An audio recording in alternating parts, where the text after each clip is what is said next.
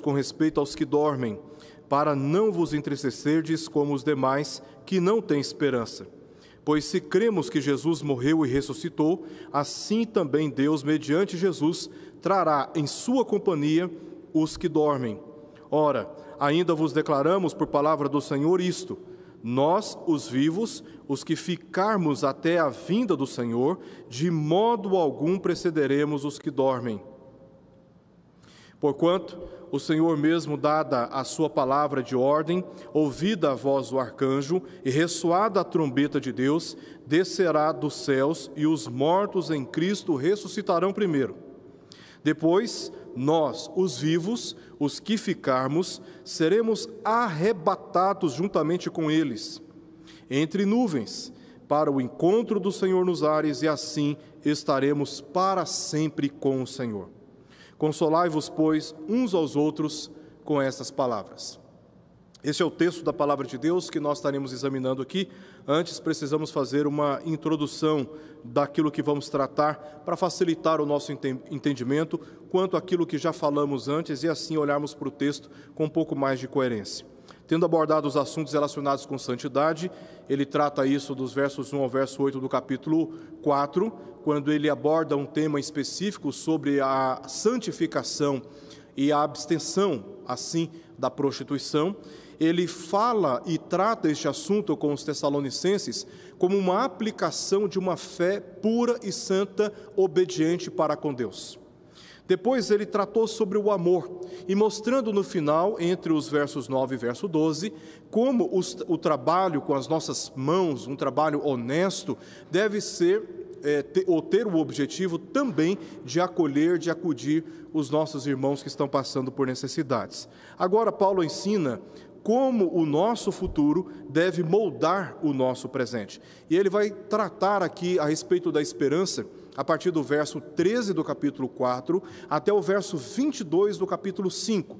Em todo este período, ele estará abordando a partir da vinda do Senhor Jesus, do seu retorno, e depois ele parte para as aplicações, mostrando como nós devemos nos preparar em face desse retorno do Senhor Jesus. Portanto, essa passagem trata sobre a esperança no retorno de Jesus e a responsabilidade que cada crente tem diante deste iminente evento. Este assunto, desde a ressurreição de Jesus, desperta a curiosidade e oferece a mais sólida certeza do futuro para o homem. Quando Jesus estava com seus discípulos já ressurreto, pouco antes de subir aos céus, os discípulos se mostraram inquietos, curiosos, querendo saber quando que ele haveria de restaurar Israel. Este assunto sobre a vinda de Cristo, a restauração do povo de Deus, a consumação dos tempos, vem ocupando a curiosidade do homem há séculos. E é também um assunto que, como eu já disse aqui, oferece uma sólida certeza quanto ao futuro do homem. Seja ele crente, seja ele não crente, o que veremos aqui é algo do interesse de todos nós. Pois o retorno do Senhor não promoverá apenas o resgate dos crentes para a mais gloriosa vida eterna na presença de Deus, conforme lemos em Apocalipse capítulo 14, versos 13 ao verso 16, mas também trará o mais terrível julgamento sobre os incrédulos. Isso está na sequência lá de Apocalipse. Há várias partes em Apocalipse que tratam sobre o julgamento divino, mas esta passagem aqui eu selecionei intencionalmente porque resume de uma forma mais clara para nós exatamente estas etapas. Primeiramente acontece o resgate da igreja, o arrebatamento dos santos, e na sequência aqueles que ficam na terra ficam para receberem o julgamento da parte de Cristo, conforme lemos em Apocalipse capítulo 20, versos 11 ao verso 15. Desde que Cristo ascendeu aos céus, a igreja está esperando por seu retorno, como uma noiva momentos antes do casamento. E esse dia está chegando. Nós cremos nisto e afirmamos isto com convicção. Esse dia está chegando. E nós, todos os santos, todos os crentes em Cristo Jesus, formamos esta figura que a Escritura chama de noiva, que está sendo adornada, preparada, santificada para o encontro com o noivo que está chegando, que é Jesus Cristo. Após Paulo ter deixado Tessalônica, algumas semanas ou meses depois, ou meses antes de escrever e remeter essa epístola, alguns dos novos convertidos em Tessalônica tinham morrido. E há duas possibilidades que envolvem aqui a causa das mortes desses crentes. Uma causa talvez natural, enfermidades ou velhice excessiva. Então, entre o período que ele deixou a cidade e foi para a cidade de Corinto, tendo passado por Bereia, Atenas, durante esse pouco tempo, Paulo, então, é informado sobre como os crentes estavam enlutados, entristecidos. E a razão é porque alguns crentes tinham morrido. Nós não sabemos exatamente a razão por que esses crentes morreram. A segunda possibilidade é de perseguições religiosas. Isso está evidente no nosso contexto. Ao que tudo indica, considerando o contexto, essa segunda possibilidade deve ter estado no foco do apóstolo Paulo. E as razões são essas aqui. Primeiro, Paulo foi retirado da cidade pelos crentes. Ele não saiu porque ele planejou sair. Ele foi retirado pelos crentes, por causa de um risco real de ser assassinado pelos judeus, movidos de inveja, e por homens com quem esses judeus se envolveram, homens maus dentre a malandragem, diz o texto, os quais estavam à procura dele na cidade. Havia um risco real dele ser assassinado. A ameaça era tão grave que mesmo não temendo por sua vida, temeu pela vida daqueles crentes, decidindo com sofrimento não retornar. Ele vai para Atenas e fica ansioso, desejando ver os irmãos. Por 2 vezes ele tentou ir e não conseguiu, alegando ter sido impedido pelo próprio Satanás. Mas ele não conseguiu, e ele resolveu então aguardar na cidade de Atenas. Depois foi para a cidade de Corinto, e não podendo mais esperar, enviou então Timóteo para que pudesse trazer notícias dos crentes para ele. Ele não temia perder a sua vida por causa do Evangelho, mas ele resolveu ficar e aguardar por causa do cuidado daqueles crentes. Ele sabia que se ele voltasse, que ele que estava sendo procurado, poderia colocar em risco a vida daqueles crentes também. Então, este é um ponto, a tensão social, religiosa que estava acontecendo naquele contexto. Segundo, Paulo indicou que aqueles crentes estavam padecendo forte perseguição religiosa, por parte dos gentios, como os demais crentes lá da Judeia, por parte dos judeus, os quais mataram o Senhor Jesus e os profetas.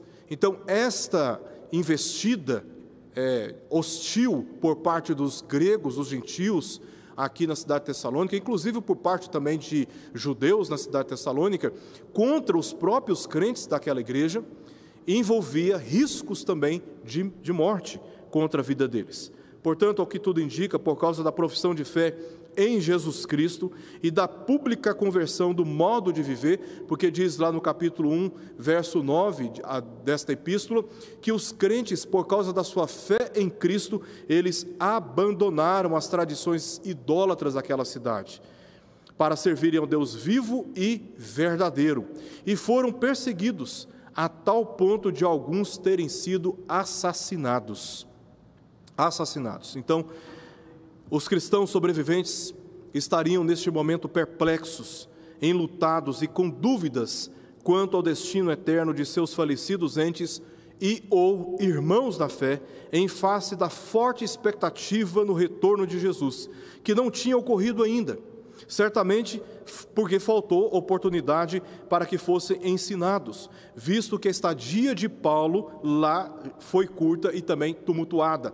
Diz o texto em Atos capítulo 17, que o apóstolo Paulo ficou apenas 3 semanas, um tempo bastante curto, e durante essas 3 semanas, muita confusão na cidade, por causa da perseguição.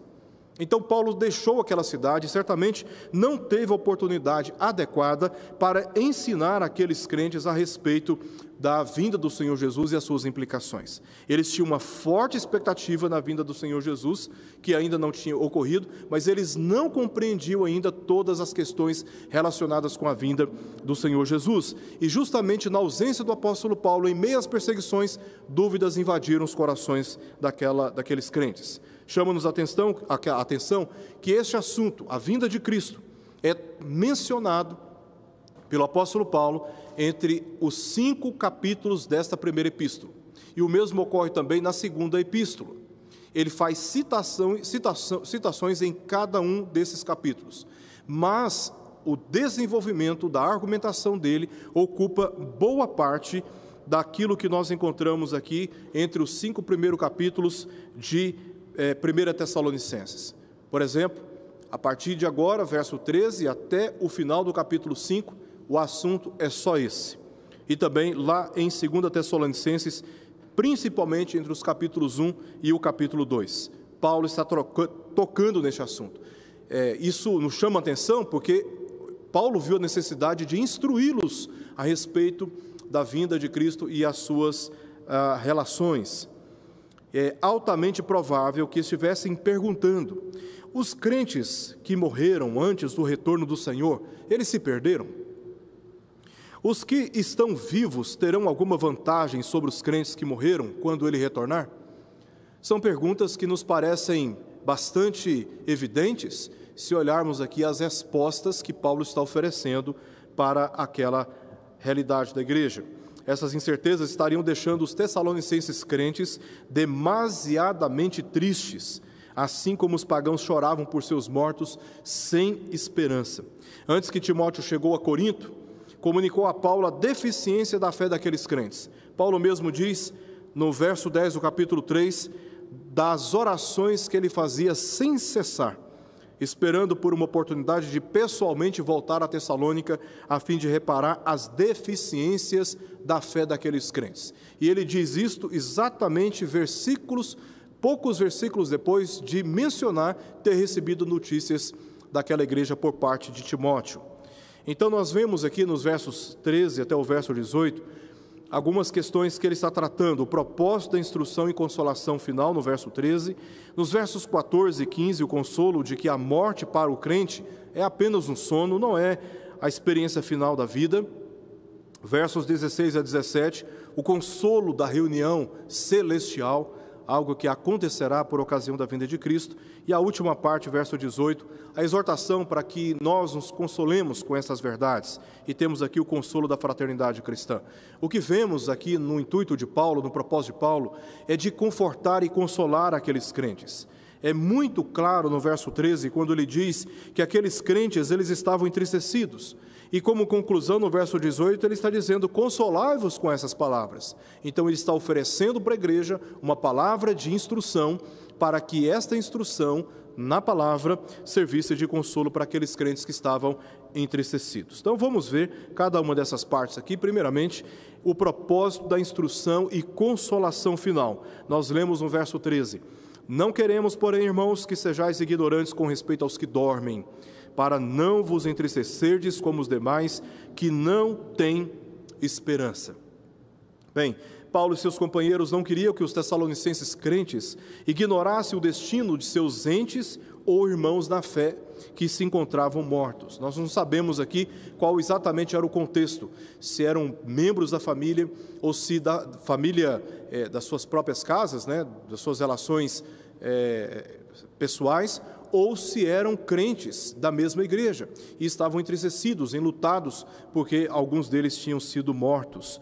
Mas Paulo deixa bastante claro aqui que esses crentes, eles não poderiam se manter ignorantes com respeito a essas questões que envolvem a vida após a morte. A falta de conhecimento sobre este assunto estava sendo causa para grande ansiedade e medo, como acontece com muitos hoje. Em muitos trabalhos missionários, andando por aí, dentro e fora do Brasil, a gente sempre perguntava para as pessoas e pergunta para as pessoas, você tem certeza para onde você vai após a sua morte? Muitas pessoas param para refletir e respondem não saber. E isto é agonizante, isto é inquietante, isso gera bastante ansiedade no coração das pessoas. E os crentes lá em Tessalônica, por não terem respostas a respeito dessas questões, estavam sofrendo essa grande ansiedade e também medo, resultando em sofrimentos. E a intenção ao dar a instrução foi de consolar quanto à esperança que o retorno de Jesus trará para todos os crentes, tanto vivos como aqueles que já morreram. Exatamente isso que Paulo está tratando aqui. Ele não tinha expectativas de que essas instruções cessariam os sofrimentos daqueles irmãos. Paulo não tinha esta intenção.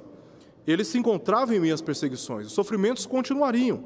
O que Paulo tinha intenção de ao oferecer essas instruções à igreja é para que eles parassem de se entristecer sem esperança.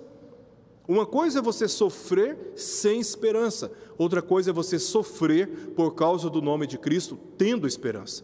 Que o apóstolo Pedro diz no capítulo 3 que se nós sofremos por causa do nome de Jesus, bem-aventurados somos, ou felizes e abençoados somos, porque nós temos uma esperança.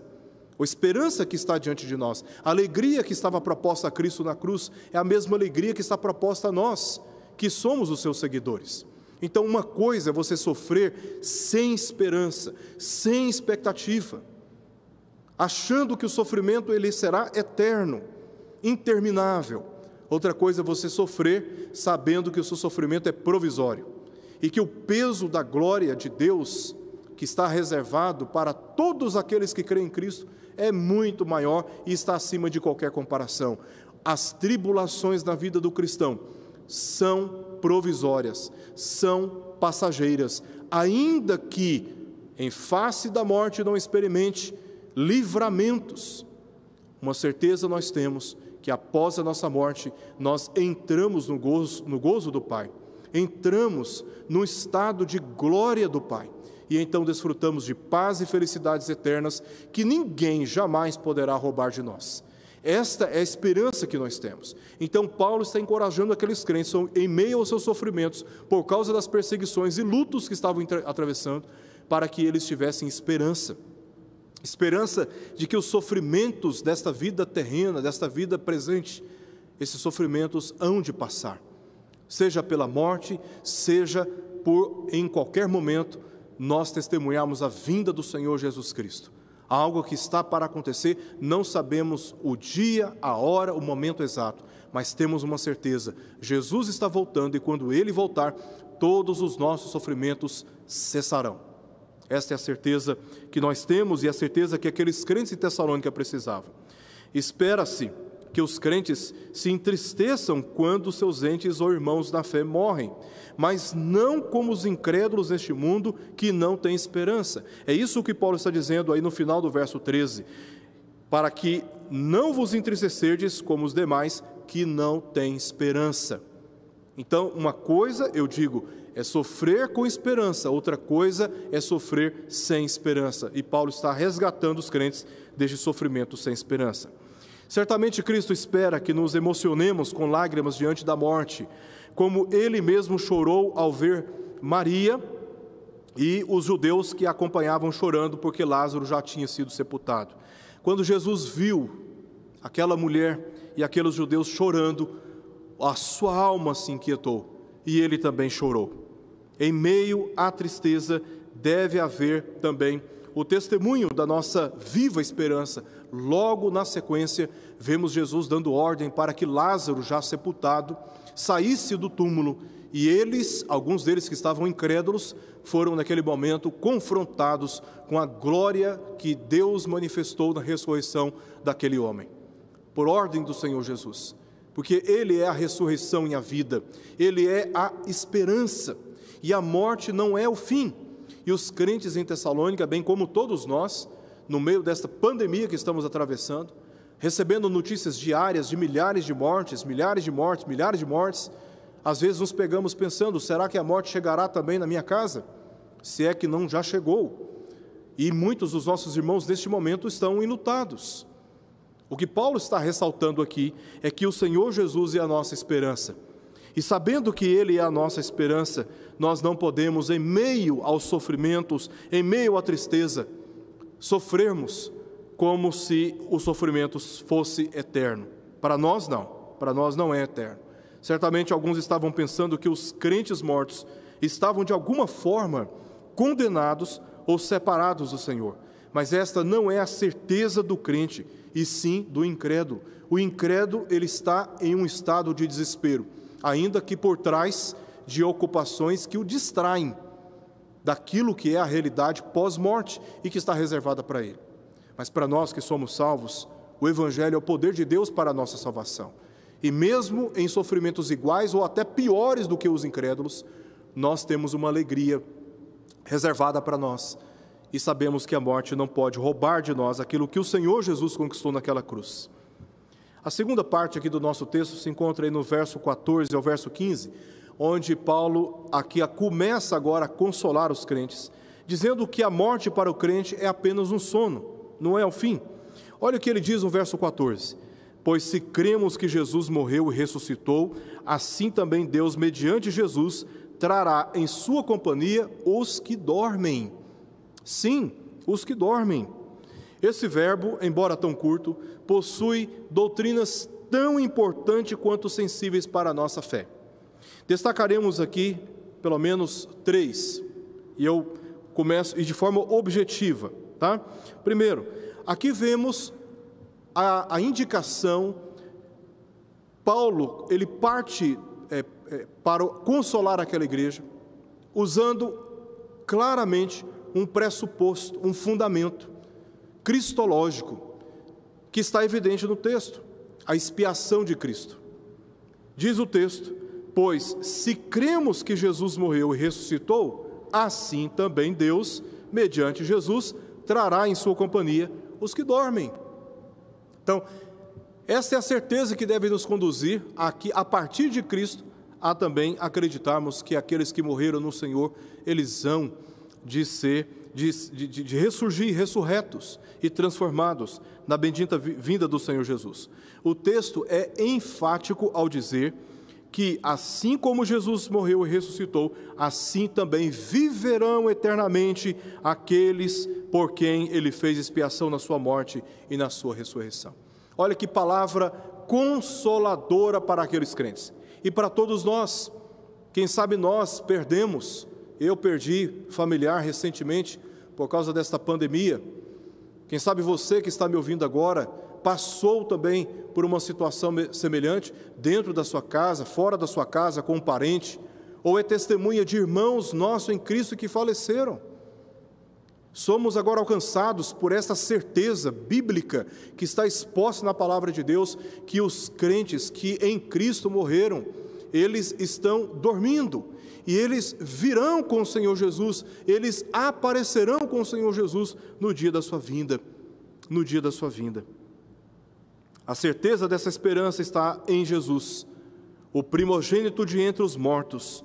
Por isso não temos motivo algum para nos entristecermos demasiadamente diante da morte, porque, como disse Paulo em Romanos capítulo 6, verso 8 ao verso 11, ora, se já morremos com Cristo, cremos que também com Ele viveremos, sabedores de que, havendo Cristo ressuscitado dentre os mortos, já não morre, a morte já não tem domínio sobre ele. Pois quanto a ter morrido, de uma vez para sempre, morreu para o pecado. Mas quanto a viver, vive para Deus. Assim também vós considerai-vos mortos para o pecado, mas vivos para Deus em Cristo Jesus. Em Cristo Jesus. Assim a morte jamais deve intimidar o crente em Cristo, por meio de quem já recebeu a garantia da vida eterna. Eu e você, que cremos em Cristo. Os de Tessalônica precisavam compreender e serem consolados por esta verdade. Não temerem a morte. Ele diz no verso 13, não queremos, porém, irmãos, que sejais ignorantes com respeito aos que dormem, para não vos entristecerdes como os demais que não têm esperança. Motivo número 1. Cristo fez expiação por nós e nos deu garantia de vida eterna e ressurreição no último dia. Então, aqueles que nós tanto amávamos, que faleceram como crentes em Cristo, somos agora consolados pela certeza de que eles estão com o Senhor e que no dia da vinda de Cristo, eles terão seus corpos ressuscitados. E então estaremos reunidos com eles novamente. Que Deus conforte o seu coração com esta palavra, assim como o Espírito Santo estava consolando o coração daqueles crentes quando Paulo lhes escreveu essas palavras. Nossa atual união pela fé com Cristo e a nossa garantia de que nos uniremos a Ele, ressurretos na sua vinda. Esta atual união pela fé com Cristo é a nossa garantia de que nos uniremos a Ele, ressurretos na sua vinda. Olha o que diz Paulo em 2 Coríntios capítulo 4, verso 14. Sabendo que aquele que ressuscitou o Senhor Jesus, também nos ressuscitará com Jesus e nos apresentará convosco. É exatamente aquilo que Paulo está tratando aqui com os Tessalonicenses. Ele já estaria tratando isso posteriormente com a igreja de Corinto, visto que a primeira epístola que nós temos no Novo Testamento de Paulo, cronologicamente falando, foi a primeira epístola aos Tessalonicenses. Mais tarde, Paulo vai tratar isso com a igreja de Corinto. O segundo ponto aqui, a segunda doutrina que está presente aqui nesta passagem é a respeito do sono da morte. Disse Jesus, se referindo aos que morreram, que eles estão dormindo. Tá? A doutrina que Paulo ensinou não foi aprendida por homem algum, mas mediante a revelação de Jesus Cristo. Ele diz isso em Gálatas 1, versos 11 e verso 12. Portanto, é certo que a sua compreensão da morte como sono teve direta influência dos ensinamentos de Jesus. Paulo não extraiu este ensino da filosofia pagã, dos deuses pagãos. Paulo não está aqui ensinando filosofia baseada em sabedoria humana. Paulo recebeu essa sabedoria e essa revelação do próprio Senhor Jesus. Disse ele: quando Jesus visitou a casa de Jairo, um líder da sinagoga, atendendo apelo a favor da sua filha, que já estava morta, ele disse para Jesus que a filha dele estava à morte, como que dizendo, ela está morrendo, né? E outros abordam Jairo e dizem para ele: olha, não fique incomodando o mestre, a sua filha já está morta. Ou seja, não tem mais o que fazer, né? Ela já está morta. Então, quando Jesus chegou até a casa de Jairo, ele encontrou ali uma multidão chorando e pranteando. Mas Jesus, em particular, disse para Jairo, não choreis, ela não está morta, mas dorme. Isso está registrado no Evangelho de Lucas, capítulo 8, verso 52. Como sabemos, Jesus permitiu que poucos discípulos entrassem, Pedro, Tiago, João, entrassem naquela casa juntamente com Jairo, e ele ressuscitou aquela criança. A questão não é que os enlutados estivessem chorando, enganados por acreditarem que a menina estava morta, porque a criança de fato estava morta, tá? A criança de fato estava morta. Havia duas expectativas no cenário. Ao afirmarmos isto, não estamos dizendo que Jesus fez uma leitura equivocada da situação. O que nós precisamos observar no texto é que existem duas perspectivas. A primeira, a perspectiva das pessoas, que inclusive abordaram Jairo dizendo para ele que a criança estava morta. A segunda perspectiva é de Cristo, que diz que a criança estava dormindo. E uma afirmação não nega a outra. Para as pessoas, inclusive para Jairo, a menina estava morta, e de fato estava. Enquanto para Jesus, ela estava para ser ressuscitada. Por isso a descreveu como alguém que estava dormindo e que seria despertada em seguida. Apenas por isso. Jesus, ele apenas descreveu que o estado de morte daquela menina era provisório. E ela seria despertada logo em seguida, o que exatamente aconteceu. Durante a noite, repousamos, mas ao amanhecer nos levantamos. Assim é para com os crentes em Cristo. Eles morrem, mas quando Cristo retornar, seus corpos serão ressuscitados. Por isso, Paulo está dizendo para a igreja de Tessalônica que os crentes que morreram, eles estavam dormindo. Não que eles não tivessem morrido, porque de fato eles tinham morrido, mas é que eles seriam despertados, seus corpos seriam ressuscitados na vinda do Senhor Jesus. Para Jesus, a morte possui um poder de interromper a vida tão desigual frente ao seu poder para reavê-la, que preferiu chamá-la de sono. Nós temos aqui uma declaração da soberania de Cristo sobre a morte. A morte não pôde deter o Filho de Deus no sepulcro. A morte não impediu que ele fosse ressuscitado. Ele venceu a morte, porque o poder exercido de Deus pelo Espírito na ressurreição de Jesus foi completamente superior ao poder da morte. Completamente. E os propósitos eternos de Deus foram cumpridos. Jesus é a própria vida, diz o testemunho de João no seu evangelho e também na sua primeira epístola. Então, ressuscitar o morto algo que nenhum ser humano pode fazer, é tão simples para Jesus que ele quanto despertar uma criança adormecida. É tão simples para ele quanto despertar uma criança adormecida. Isso não é impedimento para Jesus, como não foi durante o seu ministério, e não será impedimento quando ele vier ressuscitar os mortos, a fim de julgar um a um. Então, os crentes que morreram em Cristo, eles serão ressuscitados. E Paulo está aqui descrevendo aqueles crentes como aqueles que dormem. Eles estão experimentando a doce presença de Deus, mas os seus corpos estão dormindo. Paulo ensina, na autoridade de Cristo, de que a morte para o crente, o corpo que está morto, o seu estado de morte é um estado provisório. Em relação à sua alma, os efeitos da morte foram cancelados. Cristo morreu e cancelou a dívida que pesava sobre nós. Por isso que se hoje nós morrermos, o nosso corpo é depositado num sepulcro, mas a nossa alma vai imediatamente para a presença de Deus. Sabe por quê?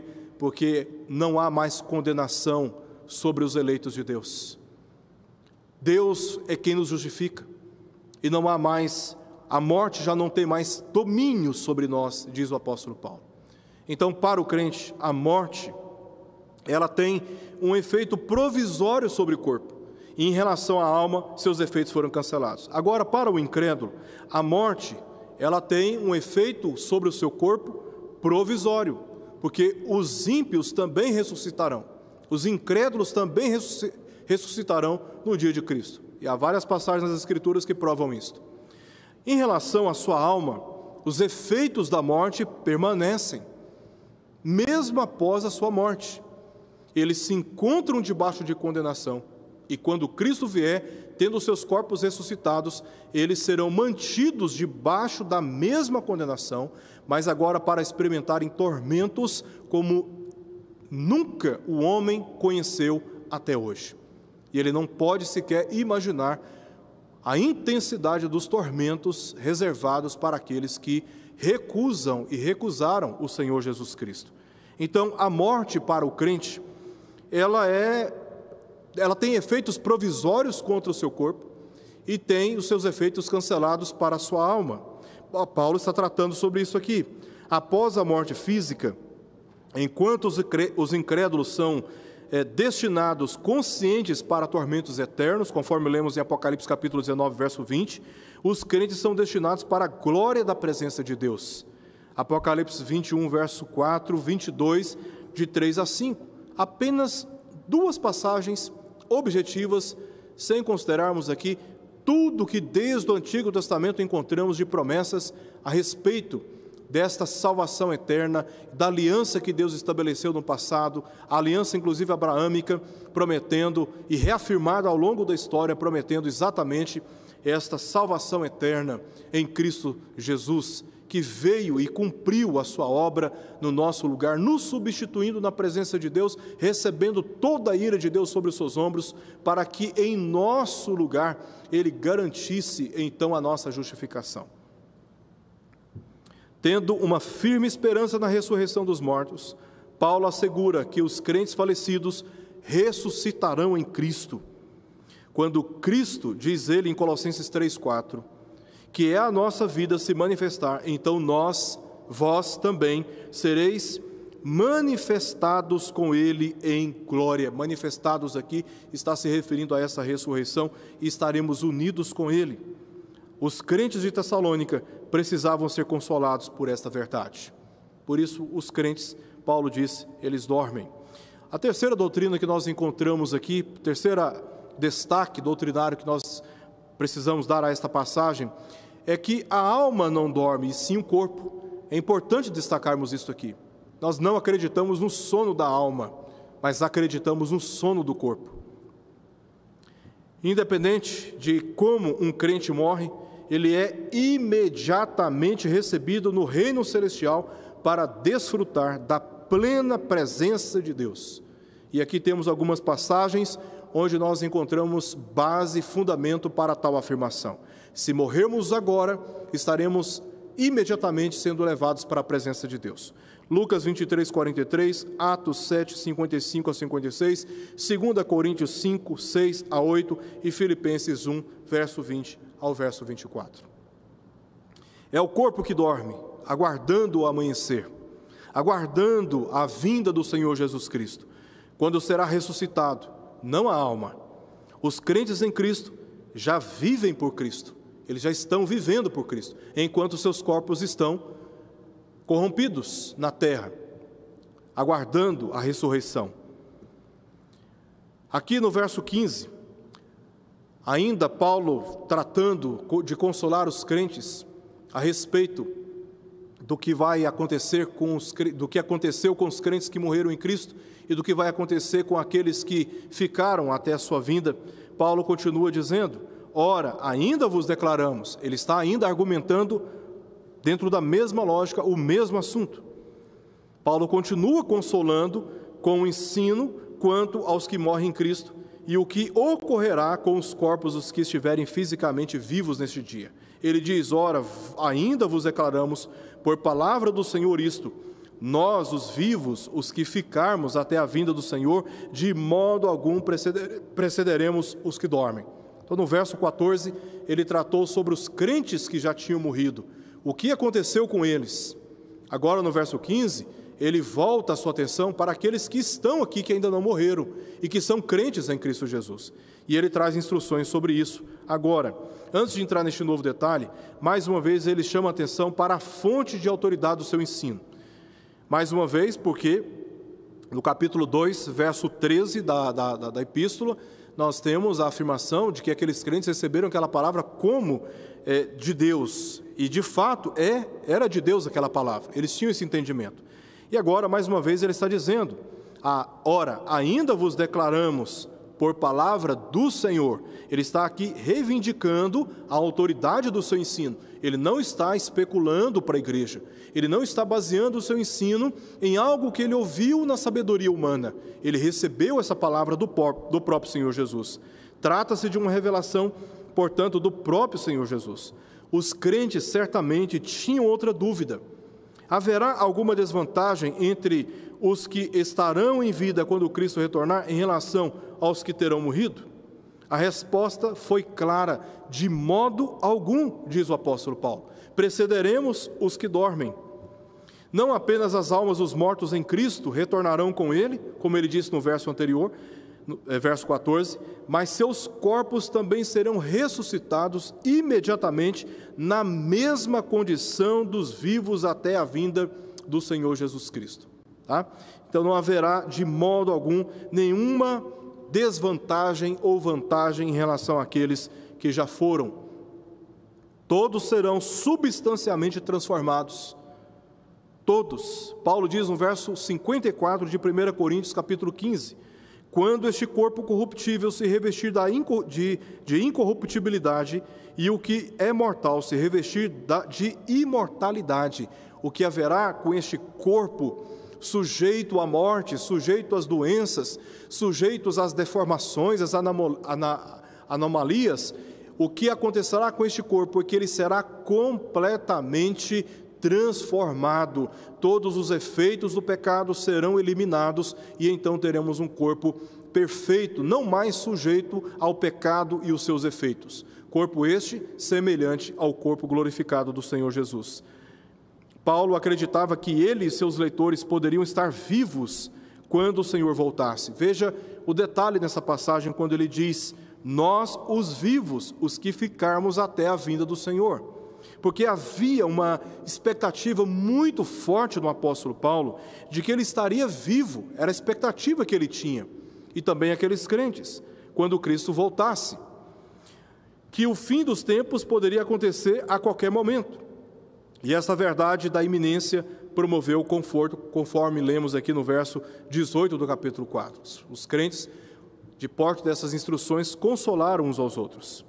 Terceira parte aqui do nosso texto, versos 16 ao verso 17, Paulo agora se ocupa de consolar aqueles crentes, depois de ter consolado aqueles crentes a respeito do que aconteceu e acontecerá com aqueles que já foram e que morreram em Cristo, como também aqueles que estarão vivos no dia da vinda de Cristo, agora ele parte para um novo consolo.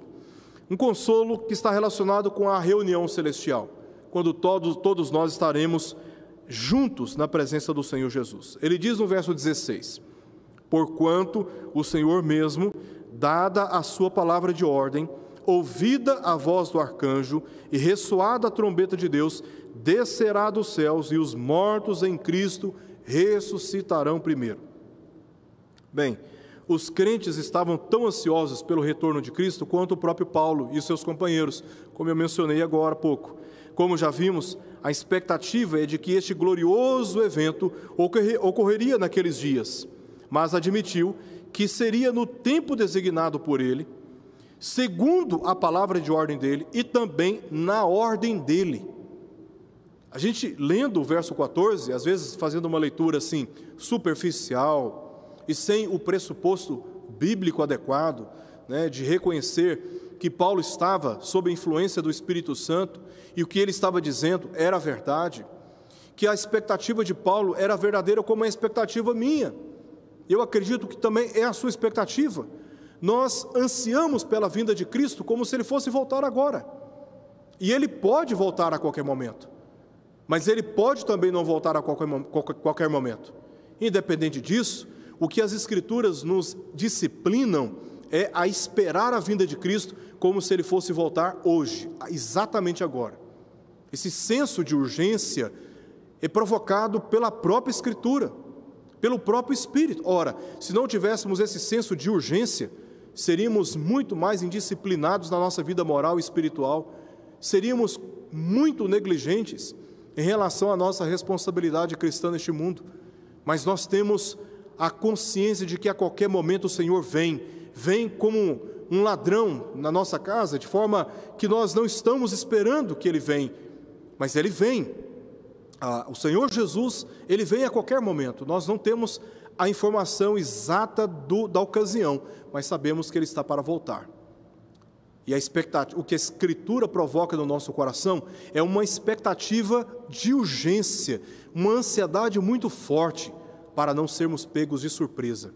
Como serão pegos de surpresa, entre aspas, aqueles que não acreditam na palavra de Deus e não acreditam nesta promessa de que Ele está para voltar. Então, mesmo não tendo voltado nos dias do apóstolo Paulo, como ele esperava, mesmo não voltando nos dias daqueles crentes de Tessalônica, como eles estavam aguardando, Paulo admite no verso 16, que o tempo foi designado por ele, que seria segundo a sua palavra de ordem, de acordo também com a sua ordem.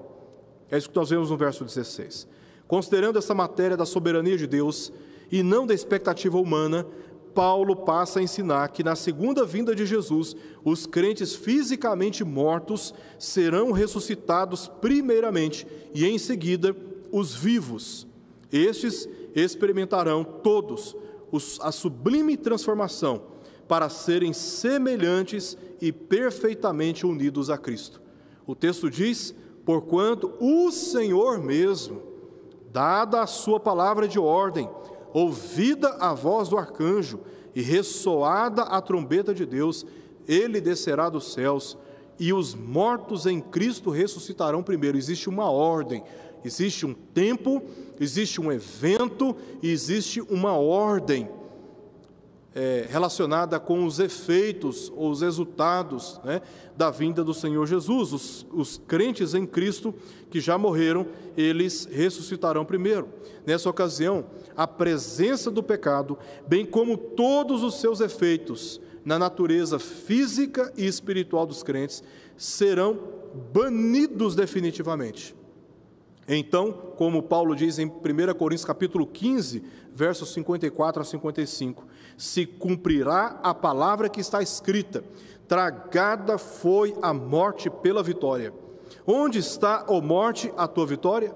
Onde está, ó morte, o teu aguilhão? Nesse dia que Cristo vier, que os que já morreram em Cristo ressuscitarão primeiro, e juntamente com estes, os vivos serão reunidos, tendo seus corpos transformados à semelhança daqueles que terão os seus ressuscitados. Nesse dia, a presença do pecado na nossa natureza será completamente retirada. Completamente retirada. Então, o nosso corpo, que é mortal, que é corruptível, se revestirá de incorruptibilidade. E nunca mais passaremos pela morte, pelo luto, pelas lágrimas, porque seremos completamente transformados substancialmente pelo poder de Deus. E será consumada assim a completa redenção daqueles que creem. Os sons mencionados neste verso, voz do arcanjo, ressoar da trombeta de Deus, estão relacionados com a palavra de ordem do Senhor e especialmente com o evento da ressurreição. Portanto, não podemos nem tentar entendê-los sem observarmos essas referências que se encontram no próprio texto.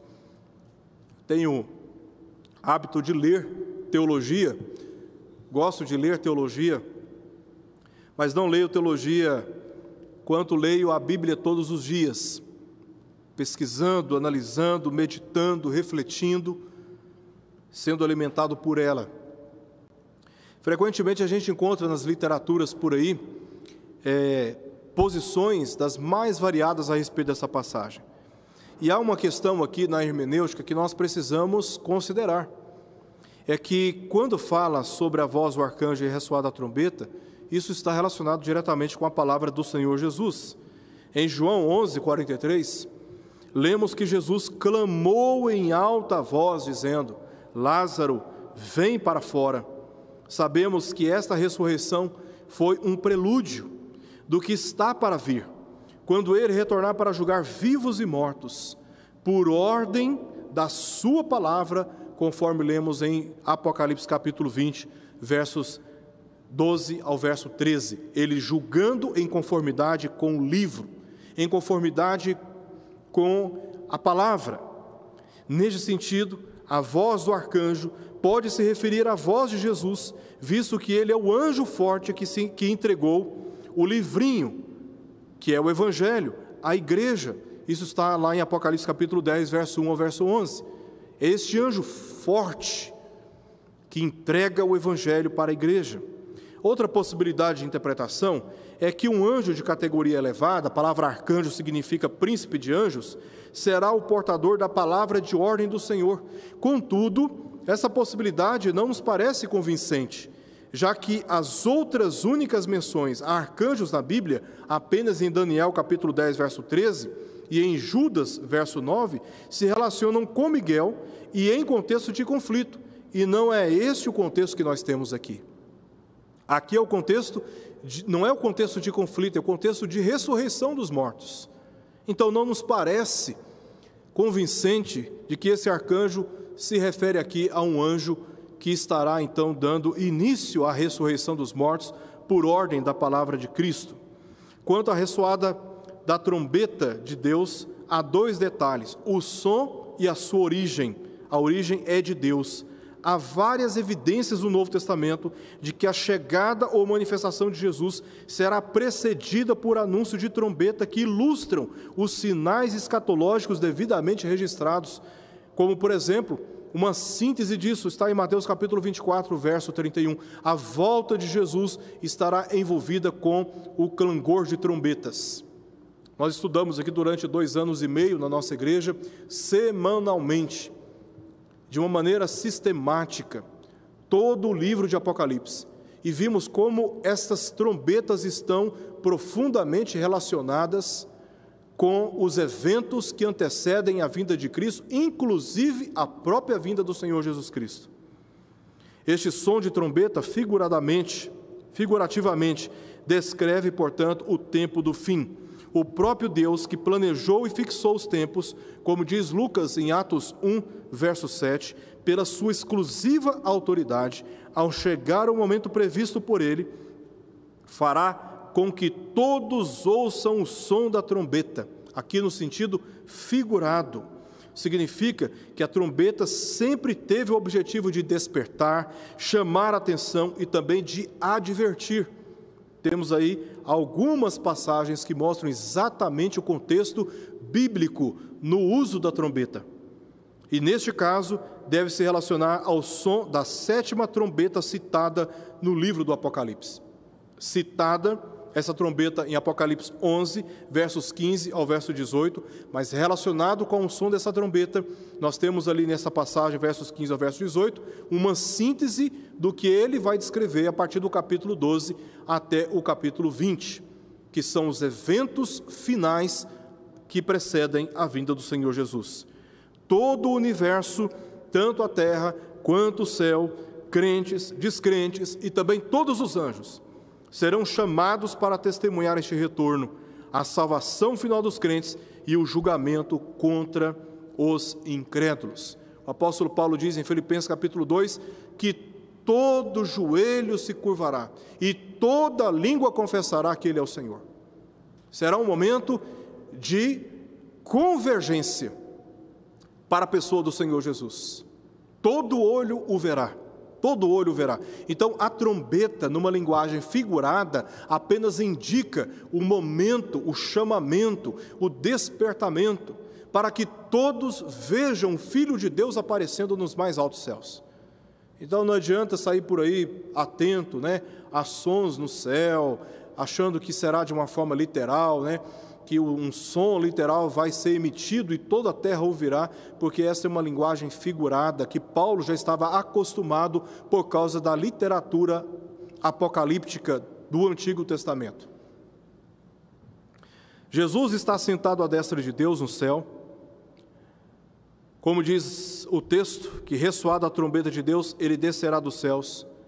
Jesus está sentado à destra de Deus no céu, e quando chegar a hora, o dia, o mês e o ano, conforme previsto, como está registrado em Apocalipse 9:15, então descerá à terra gloriosamente, do mesmo modo que subiu entre as nuvens. Os anjos falaram para os galileus, os discípulos, do mesmo modo que vocês estão vendo subindo, vocês o verão descendo.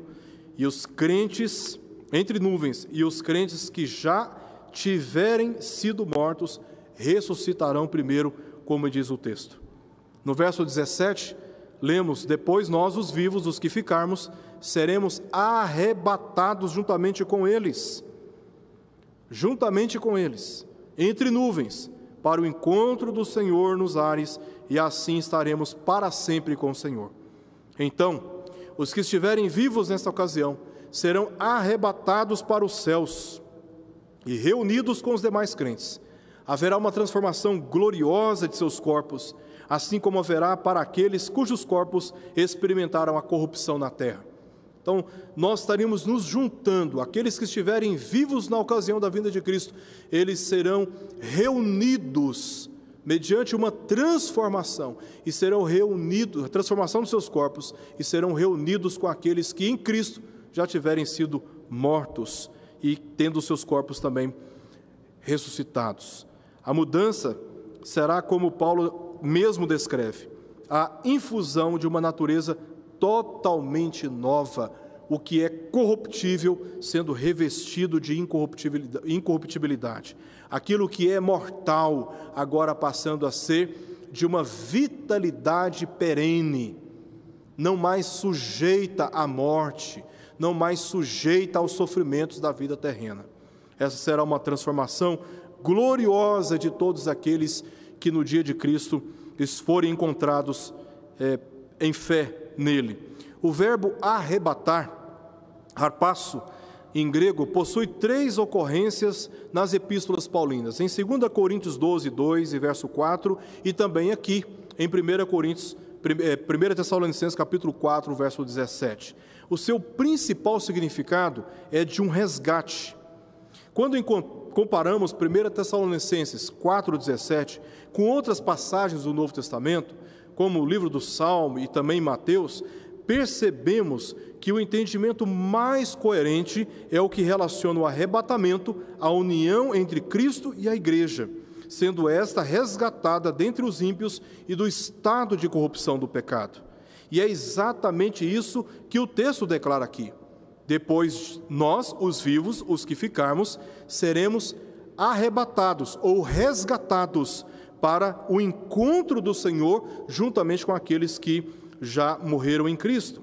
Ajuntamento de todos os crentes e encontro e união eterna com o Senhor. É isso que vai acontecer. Isso é o arrebatamento.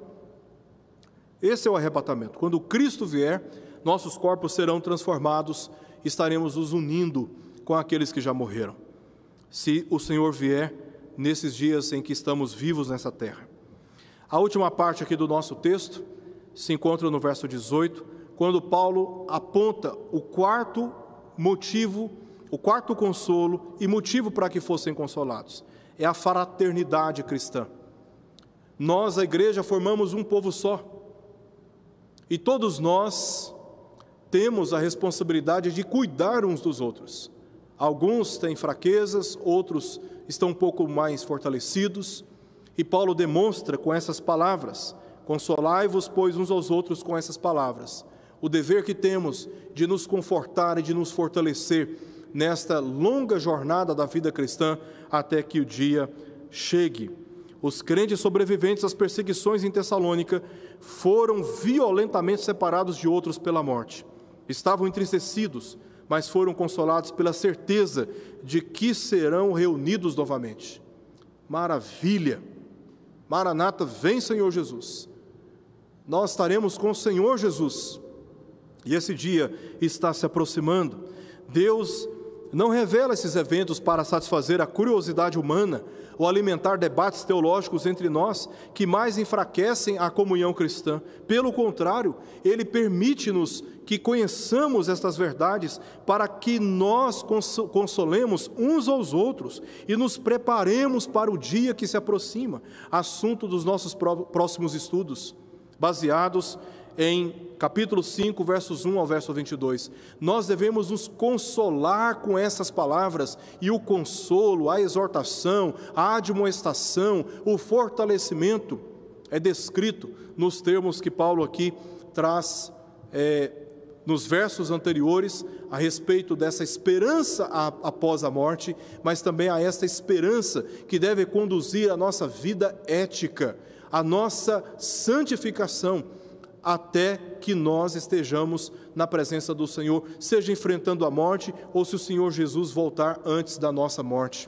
Isso está descrito nos versos 1 ao verso 22 do capítulo 5. Isto nos previne do medo, isso nos previne do desânimo, de lutos, de desespero, por falta do conhecimento que nos dá esperança na bendita vinda do Senhor Jesus, especialmente nesses dias de variadas e crescentes tribulações pelas quais todos nós estamos atravessando neste momento. Consolai-vos uns aos outros com essas palavras.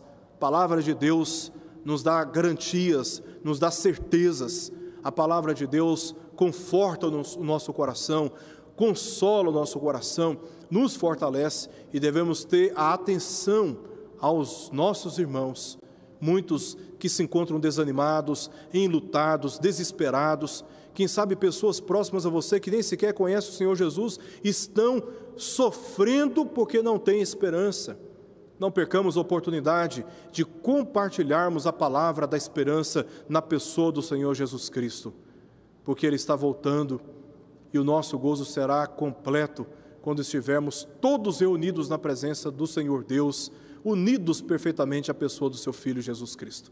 Que Deus assim abençoe a vida de cada um de nós e nos dê vigor para perseverarmos segundo a palavra que nos chega pelo Espírito de Deus. Vamos orar.